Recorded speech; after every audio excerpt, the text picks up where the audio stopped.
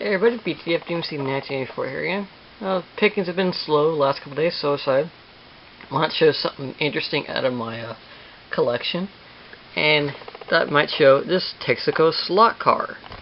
Now I know Dreadnought, you like all the gas station type of promo, so you might be interested in watching this. It's from Texaco. It came about 1960, in the mid-60s. I can't quite place it. Show you maybe where it would come play, maybe a little bit later on down the road. But it was from Texaco, and what I've gathered from information is that you'd buy a certain amount of oil or a car care product, and you can get this for a couple bucks, or you can just buy it for a couple bucks. It was back when the slot cars were slowly becoming more popular. It was in between the Hot Wheels, or before pre-Hot Wheels, Matchbox. Something. This is more for adults or older kids that didn't want to play with the rinky-dink cars. Came from Texaco, like I said. It's 1/24th scale. Supposedly world's fastest. Snaps together in seconds. Got it for about $2 last year at a Bookman's. And I thought maybe it was just going to be, you know, a halfway complete car. Decals are going to be all over it. Parts have been removed. It was basically going to be almost a gutted vehicle, just a broken few things here and there. But when I opened it up, found it like this. And surprisingly, the car had never been assembled. Now this black spot and yellowing has come from the tape, and I'll show you that in a second. But somehow the tape has caused some kind of effect, or something in the plastic or paint has affected it. The body's still in pretty good condition. It's a little warped from being over 40 years old. It's got some cracks. But it's an old Vauxhall race car. If I mispronounced that, I'm sorry. You can see the body is severely warped on the bottom. But that's okay. I mean, for what it is, it's got, what I've gathered from reading, it's got more of a Zarbel Rust Kit 23 motor. Never been used. Only been turned with the fingers. It's still got the screw-on plates. And I read that other kits, the same kit came with Rust Kit 18s that weren't as fast as the 23s, and people really went after the 23 motor. They'd just buy these kits, and for other slot cars, they would just get it for that motor.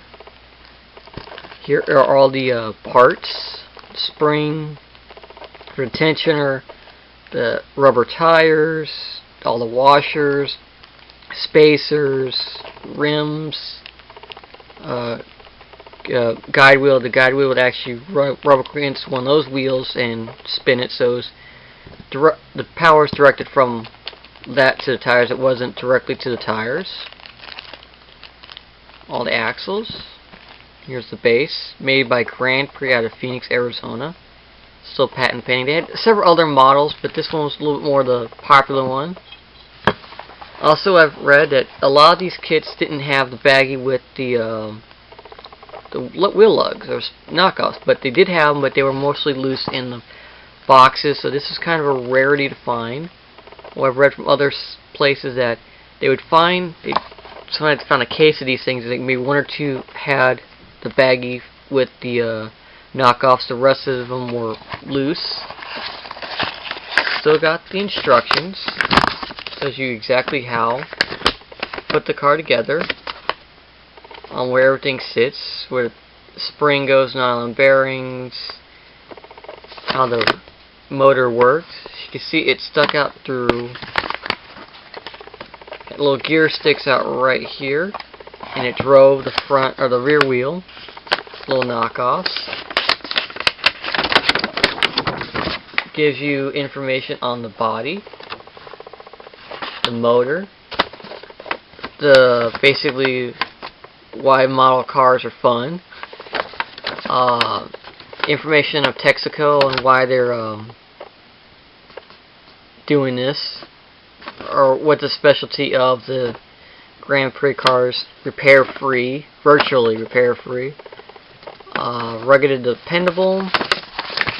Also, really neat, it still had the original decals. The old Texaco logo. A lot of the old sponsors like Mr. Horsepower, Moon Eyes. A lot of these, people just, I've seen people go crazy just for this decal sheet or decal sheets of this nature with a lot of these old racing decals just for other models for a vintage look. So nice to have an original sheet. It's got a little bit of water damage right here. Let's see, but the decals are still there and still can probably be used if one wanted to use them. I don't have any plans of yet to put this kit together. I think it should stay as is. It's kind of a time capsule of what was offered back in the 60s and 70s. If anyone has any more information on this particular model, and if I'm wrong about this being the motor that was more desirable, please let me know in the description or in the comments below. I read them all, even though I don't get many. I read them. I respond to all messages. So if you have any not interest, but have any questions about this, if you want me to revisit this with new information, please let me know, and I'll do that as soon as I can. I hope you all have a wonderful day. Thanks for watching. Bye bye.